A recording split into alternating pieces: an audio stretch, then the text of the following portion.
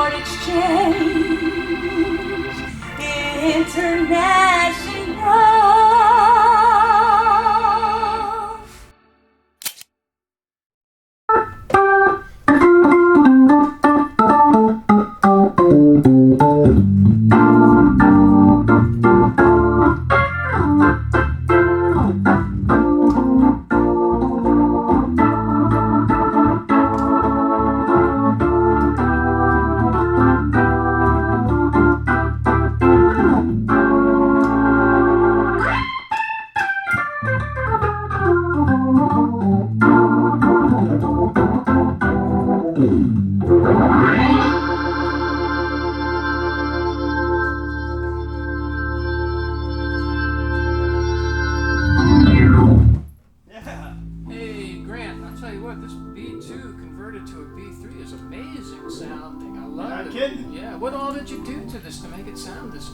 Well, I'm glad you asked. Yeah. Well, we did lots of stuff to this one. As Jen was just mentioning, this is a B2. However, for those with very good eyes, you might notice we have percussion switches down here at this end. This escutcheon, this black piece that goes across the upper manual, in the earlier organs, the B2s and C2s, and earlier from that, they did not have percussion. And that can be added through aftermarket kits and things.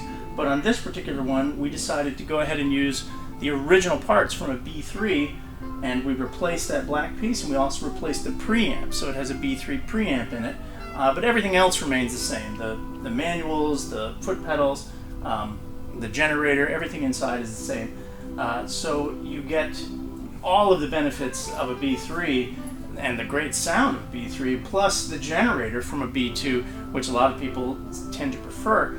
In this case, the generator, in fact, was also recapped, so you get an even stronger generator that you have to be a little bit careful with your ears, as you probably noticed while you were playing. I had to hold back because it's very powerful. Yeah, it has a bit more volume coming from the organ, which you can always deal with that with the expression pedal if it's a little too much, or you've got a soft switch over here, or just turn the Leslie down a little bit if it's a little too much for you.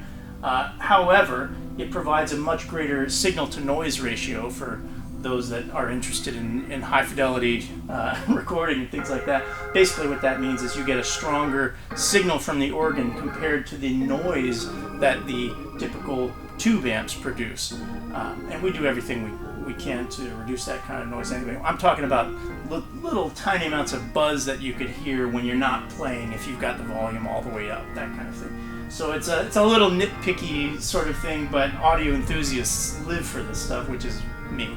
But it has a beautiful sound, and it pops when you put on the percussion. It's crazy. It sounds amazing. Yeah.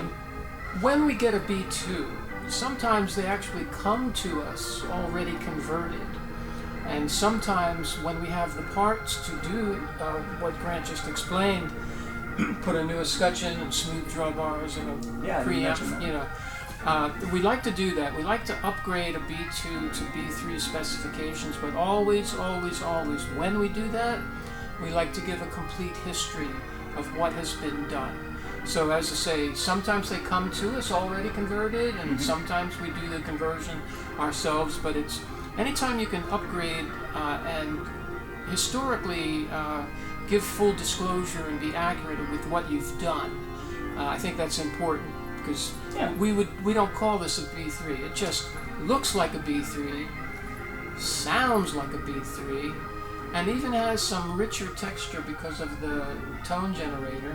Yeah. And it's got the smooth drawbars that were added to a B2. So whenever we can upgrade an instrument and we have all the parts available to do so, we think it's the right thing to do. Just for the history of this organ, whoever sits down on this, they'll say, oh yeah, let me hear that B2. I say, well yeah. And they'll say, oh, this isn't a B2, it looks like a B3.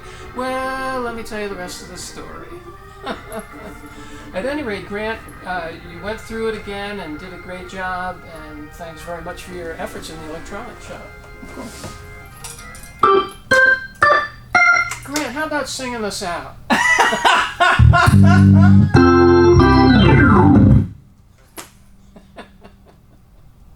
Thanks thanks for watching our video, and thank you also for helping keep the Hammond tone wheel B3 organ alive. We couldn't do all this work that we do here without you. And it would also help greatly if you could subscribe, like, ask for notifications for when we have new videos. That would be a big help for us. So we thank you once again. I'm signing off for now, but we will be back.